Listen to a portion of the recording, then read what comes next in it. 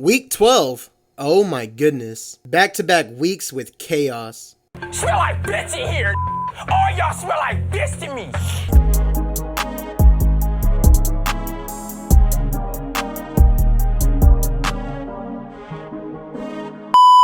Don't you just love AFC North football?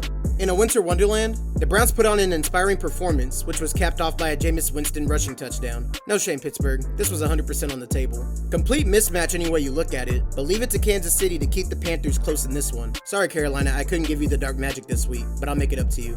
God damn it, Minnesota. The one time you could have walked away with a significantly easier win than what you got. But nonetheless, the Vikings keep rolling. How much pain can one city handle? Did anybody else feel like Detroit was due for a loss at this point of the year? At first it was looking like it, but the Lions just flexed their might on this middling Colts team. Alright Houston, we indeed have a problem. Division rival stuff I can usually understand, but this is the 2 fucking win Titans. This is supposed to be one of the best teams in the AFC? Sounds like fraud alert to me. Oh, New England. I kept trying to give you credit. I kept trying to hype you up. And SMA, you can't even get mad at me. Miami dominates this one to keep their playoff push alive. In case you didn't know, the Giants are fucking terrible. The things Tampa Bay was doing to Tommy DeVito and this Giants team is probably illegal in a handful of countries, but the Bucs stay alive. Listen, Dallas is bad this year, there's no getting around it, but obviously some things never change, even with all the insanity at the end. Washington, you can still make the playoffs, but you're not winning a game. Fraud alert. Broncos country, you've swept the Raiders for the first time in 10 years. Just clean up some of the small stuff and Bo Nix can have this team in the playoffs. Raiders went from being stuck with Minshew and O'Connell to... San Fran being undermanned is one thing, but this team was undisciplined all throughout the game. Green Bay didn't only win because they had their players, they were better coached. I'm looking at both teams and saying, what the fuck? Arizona completely disappeared and allowed Seattle to win by only scoring, checks notes, 16 points. Let's see what the second time around in Arizona looks like. It might be time to admit that the Eagles are one of the elite teams in the league. Although the Rams had a lot to play for, they were just clearly outmatched in this one. The Hard Bowl started off looking like it was going to be a fun night, but then in the third quarter, the Ravens just took off, and the Chargers defense all of a sudden is a little fishy. Starting off our Thanksgiving slate in Detroit, we got the Bears taking on the Lions. The Bears are coming in off of another heartbreaking loss, as well as a 5-game losing streak. They've shown improvement every week, and I think there's a good chance they can give this Detroit team a good fight. But in Bears fashion, at least what we've seen so far this year, I'm gonna have Detroit sneaking this one out in another heartbreaker for Chicago. It may not be your year, but you're on the right track. Then we'll head to Dallas where we'll have the Giants taking on the Cowboys. Dallas, thank you for not making me turn this into a toilet bowl game. The Cowboys are coming in off of an insane game against the Washington Commanders last week, where both teams combined for 41 points in the fourth quarter. This offense has finally picked up on something, as this is the best they've looked over these last couple weeks. Not only that, their defense for the most part had held up in the last few games against San Fran, Atlanta, Philly, and Houston, as well as in this game. And for the Giants, the return of Tommy DeVito was definitely underwhelming. At this point, I think the Giants are the worst team that I've ever seen. The only scenario I can see happening for the Giants to win this game would just play into the fact that Dallas has not played good at home this season. But give me the Cowboys winning this one and essentially eliminate the Giants in the process. Then we got the Thanksgiving nightcap in Green Bay. We've got the Dolphins taking on the Packers. These games are always so hard to predict. You've got a team trying to make the playoffs in Miami, going up against a playoff caliber team like the Packers. These type of games are either very competitive and stay close with an upset, or the better team just completely outmatches the other, and it's a blowout. Miami's coming in on a 3-game winning streak, where their offense has continued to look impressive since Tua has returned. While for Green Bay, they just destroyed the 49ers last week. Offense, while it wasn't completely clean, did just about whatever they wanted, and had an efficient day, while their defense absolutely smothered anything that San Fran threw at them. Now, I've been saying since early on, Miami's got this really tough stretch coming up, and it starts right here in Green Bay. The whole knock on Miami is they can't play in cold weather games, and unfortunately, until proven otherwise, I am going to take Green Bay to win this game comfortably to at the very least secure a winning season. Then we got Black Friday football in Kansas City where we'll have the Raiders taking on the Chiefs. Now, the Raiders, they're bad, and they're rolling out Desmond Shitter. The Chiefs, while it was very competitive against Carolina last week, should easily do away with this Raiders team. Although, the last time the Raiders played on a holiday in Arrowhead, they ended up winning. Coincidence? I think not! Yeah, no, Chiefs win this one. Then to open up our Sunday, we've got the Chargers taking on the Falcons. Now the Chargers, coming off a disappointing loss against the Ravens on Monday Night Football. Me personally, I think they might be on fraud watch, but they're going to be taking on the Falcons, who are coming off a bye, but the last time we saw them, they got absolutely embarrassed by the Broncos. So this is actually technically a fraud bowl in a way. Now, plain and simple, I have the Chargers winning this one simply for one reason. Atlanta does not have a good defense. I think Justin Herbert and the offense is going to roll in this game, but watch it be 20-17 or something like that. Then we're going to have an AFC North battle. We've got the Steelers taking on the Bengals. Okay, first and foremost, everything both of these teams have done this season go out the window. All logic will be defied in this game. That being said, I think it's still going to be the same old song for the Bengals. An impressive performance by Joe Burrow and Jamar Chase, only for the defense to let the team down again. Pittsburgh wins this one and gets back on track for the division. Sorry, Bengals. Yeah, your season is over. Then we're going to have an AFC South showdown. We've got the Texans taking on the Jaguars. Now, the Texans are on a little bit of a skid right now, losing 3 of the last 4, and coming off an embarrassing loss to the Titans last week. Now, the Jags are coming off a bye, and let's be honest, they haven't been particularly good all season. But at home, I would give them a chance, considering how close their last game was in Houston. But I'm sure the Texans know that they need to lock in. Give me Houston barely edging this one out. Then we have a battle of potential playoff teams out of the NFC. We got the Cardinals taking on the Vikings. Oh boy. Now the Cardinals are coming in off of a loss to Seattle after going on a little bit of a winning streak. And Minnesota, I mean, honestly, I don't know how they keep doing it. So Arizona's defense is pretty average, and so is the Vikings offense. So that one could go either way. Where the game will really be won is how the Vikings stop the run game. The Cardinals need James Conner to have a productive day to have a chance of winning, but the Vikings defense is the best at stopping the run in the league. I don't know how they're going to do it, but give me the Cardinals winning this one to put themselves back in the race to win the NFC West. Then up next, we got the Colts taking on the Patriots. Nope, these ain't your daddy's Colts and Patriots. Now, to keep this short and sweet, New England, your chances of making the playoffs are probably less than 0.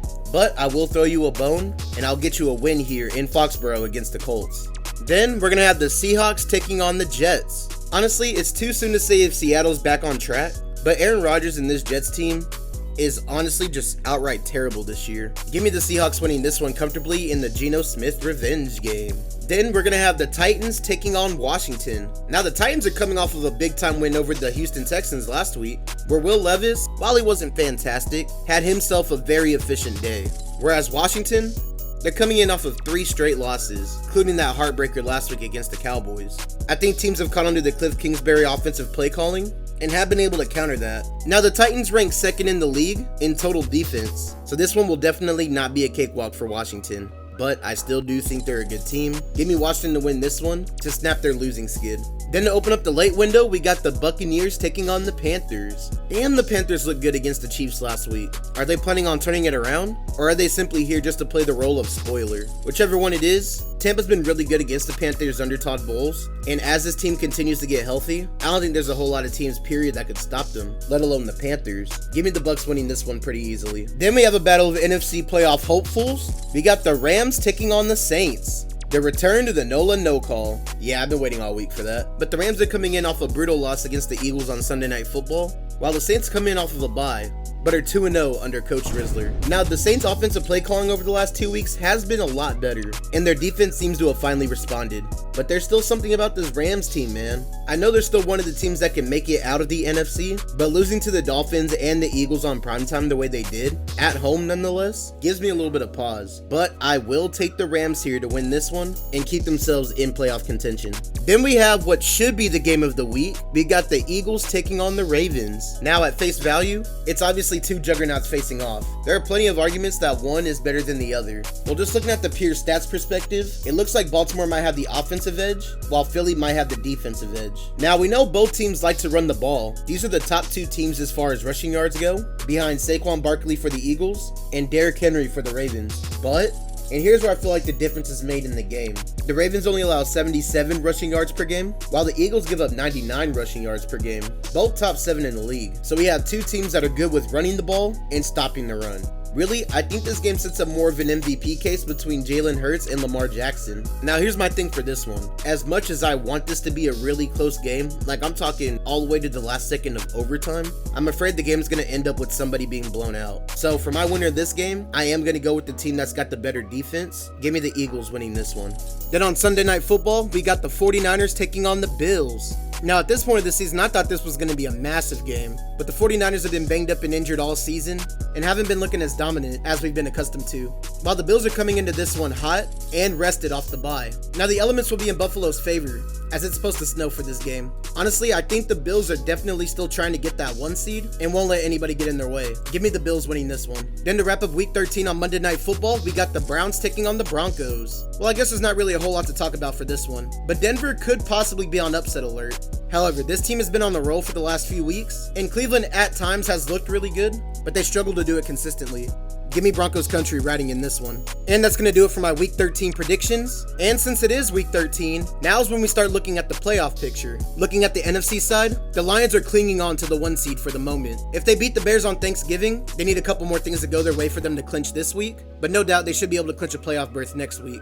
The other 2 teams in the Lions division they should be worried about, the Vikings and the Packers, who aren't too far behind them, although Minnesota's the bigger threat to them right now. But the Vikings and the Packers currently hold the top 2 wildcard spots. Philadelphia is right behind Detroit in terms of the race for the 1 seed, since the Eagles seem to be running away with the division, while Washington has been floundering and are essentially going to be fighting for that 7th spot. Now looking at the Seahawks at the 3 seed, they seem to be the most in control of their destiny right now in regards to the NFC West. Only half a game ahead of the Cardinals and the Rams. While the 49ers are still alive, losing all those divisional matchups makes it really hard to win the West, and it might become more difficult trying to get into a wildcard spot. Logjam with them as well as Tampa Bay. Tampa Bay is only a game and a half behind the 4th seed Atlanta Falcons, who've been on a pretty bad streak lately. They better lock in before they mess around and lose the division after being ahead by at least 3 or 4 games. Now looking at the AFC side, the 7 teams in the race right now are mainly focused on seeding. Kansas City could be the first team to clinch a playoff berth with a win against the Raiders. I hope the same shit that happened last Christmas doesn't happen. Buffalo's in complete control of the AFC East, but if they can beat the 49ers and the Dolphins lose to the Packers on Thanksgiving,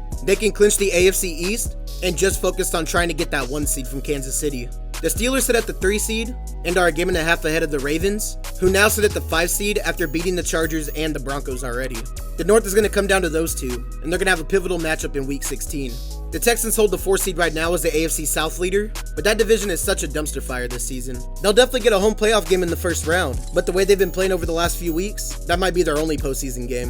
While we have the Chargers and the Broncos occupying the 6 and 7 seed respectively at the moment. They're both in good position right now, but they'll both end up having to go to Kansas City, Buffalo, or Pittsburgh in the first round. The ones that are on the outside looking in are just the other teams in the AFC that aren't complete shit. Miami right now has the best chance, but they have to beat Green Bay to actually be in the mix. The Colts are 2.5 games back of the Texans, but I don't see them winning the division.